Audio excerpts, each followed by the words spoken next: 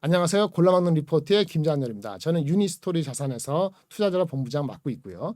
보통은 이제 조그만 종목이나 또는 많이 알려진 종목에 대해서 투자 의견들, 애널리스트 리포트를 소개해드리고 있는데 오늘 이 시간에는 좀 다른 얘기를 해드릴까 해요. 장이 2,500 이상으로 좀 올라온 입장에서 말이죠. 그다음에 5월 3, 4일 날 미국 FOMC에서 금리 인상 여부, 동결 여부 이런 거에 대한 관심이 모아지고 있는데 장이 일단 올라온 입장에서는 매크로적인 측면에서 외국인이 한국 주식에 대한 관심을 갖게 되고 어떤 그 들어오는 타이밍에 있어서 또 한 가지 중요한 변수가 환율입니다. 그래서 오늘 환율 얘기를 해드리겠습니다.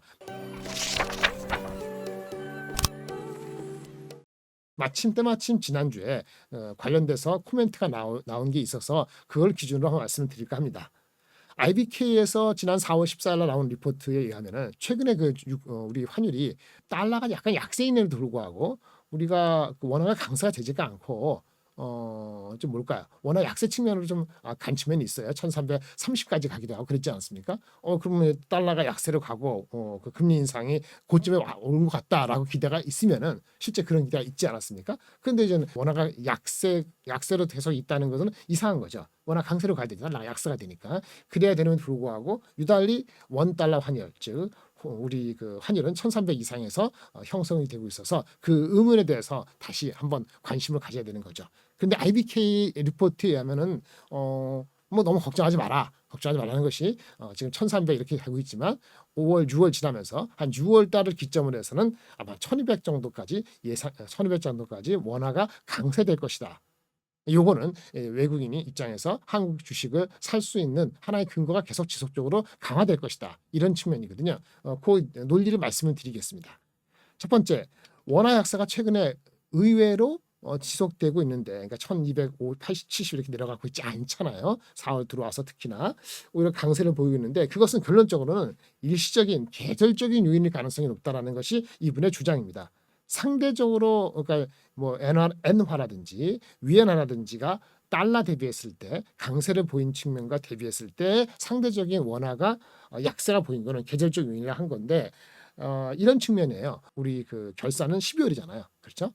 그다음에 우리가 3월 달에 그 주총하고 나서 그 배당금을 줍니다. 그럼 배당금이 빠져나가는 게 4월, 5월 달에 빠져나가죠.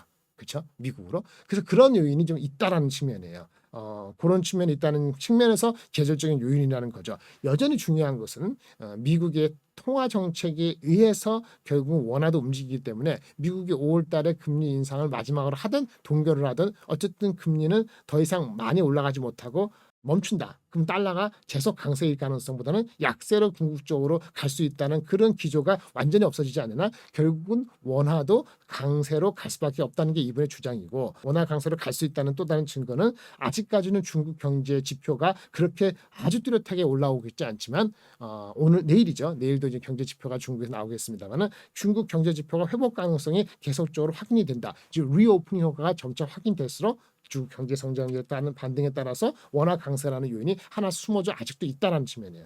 궁극적으로는 미국 통화 정책과 중국 경제 회복이라는 측면이 다소 시간의 어떤 맥락에서 좀 늦어지고는 있지만은 그것이 2분기 지나기 전에 다시 발현될 수 있다라고 보는 거고 앞전에 말씀드린 계절적인 요인이라는 것은 우리가 3월달, 4월달 이후에 이제 배당금 지급하는 거 외국인 입장에서 자금이 그렇게 빠져나가 그쪽으로 가져간다는 측면에서 원화가 약세가 된 단기적인 요인이 있다는 겁니다. 그 그래프를 보시면요, 미국이 달러가 통제 독주했는데 마무리되는 이유에도 원화가 약세다. 무엇일까라고 문제가 있을까 봤죠. 사실은 맞아요. 일본, 영국, 유럽, 브라질 대비했을 때는 우리가 그렇죠. 강세가 아니라 약세가 됐으니까 그런데 말씀드린 것처럼 작년은 거꾸로 작년 11월부터 올해 2월까지 원화가 상당히 더 강세였거든요.